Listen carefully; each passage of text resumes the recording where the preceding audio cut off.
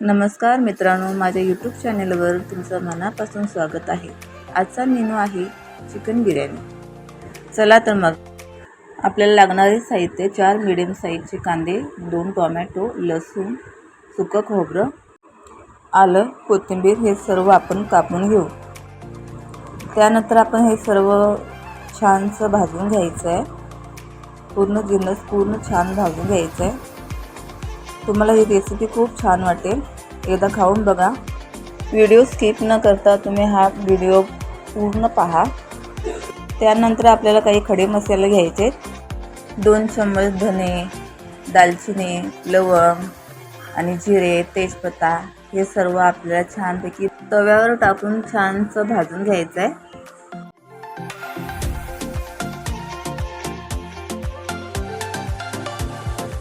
छानसं भाजून आपल्याला ताटात काढून घ्यायचं आहे।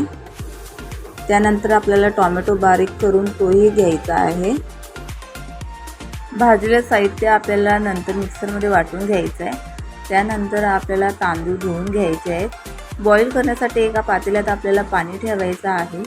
त्यानंतर त्यामध्ये थोडेसे जिरे टाकायचे आहेत, तेजपत्ता टाकायचा आहे। थोडंसं बॉईल झालं की आपल्याला तांदूळ बॉईल करण्यासाठी ठेवायचा आहे। लक्षात ठेवा, तांदूळ आपल्याला फक्त 80% शिजवून घ्यायचा आहे। जास्त शिजवल्याने ती बिर्याणी आपली चांगली होत नाही। तांदूळ आपले जोपर्यंत बॉईल होते तोपर्यंत तुम्ही ना माझ्या चॅनलला सबस्क्राईब करा। आपण तांदूळ 80% बॉईल करून घेतला आहे। त्यानंतर एका चाळणीमध्ये तो गाळून घ्यायचा आहे, पूर्ण पाणी काढून टाकायचं आहे त्यातून। त्यानंतर बघा, आपल्याला जे काही सामान आपण भाजून घेतलं होतं ते वाटून घ्यायचं आहे, पूर्ण बारीक पेस्ट करायची आहे। 1 किलो तांदूळसाठी आपल्याला चिकन 1 किलो लागेल।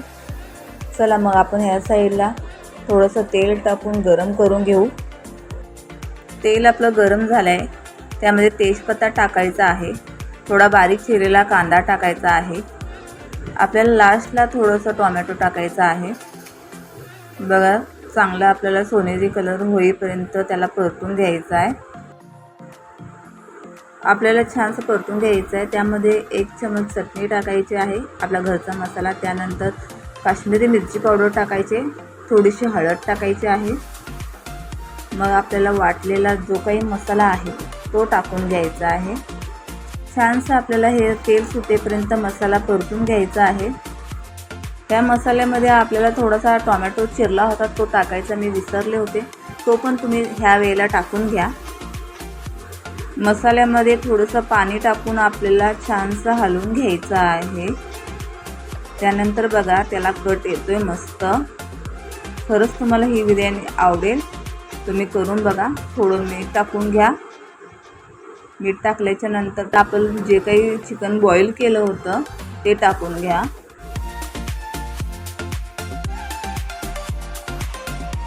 आपण ग्रेव्हीमध्ये चिकन टाकून मस्तपैकी हलवून घ्यायचं आहे।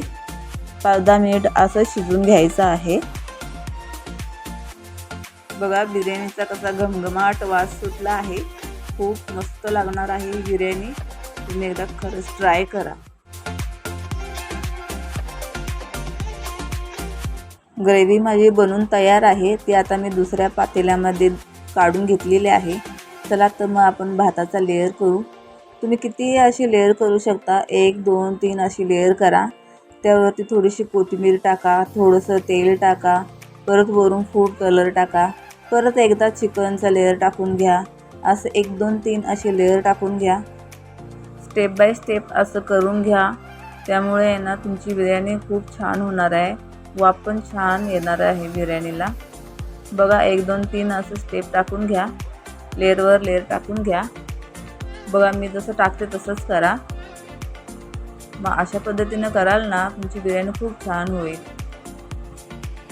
बारीक गॅसवर पातेलं ठेवून आपण बिर्याणीला दम द्यायचा आहे, जेणेकरून छानशी वाफ येईल बिर्याणीला।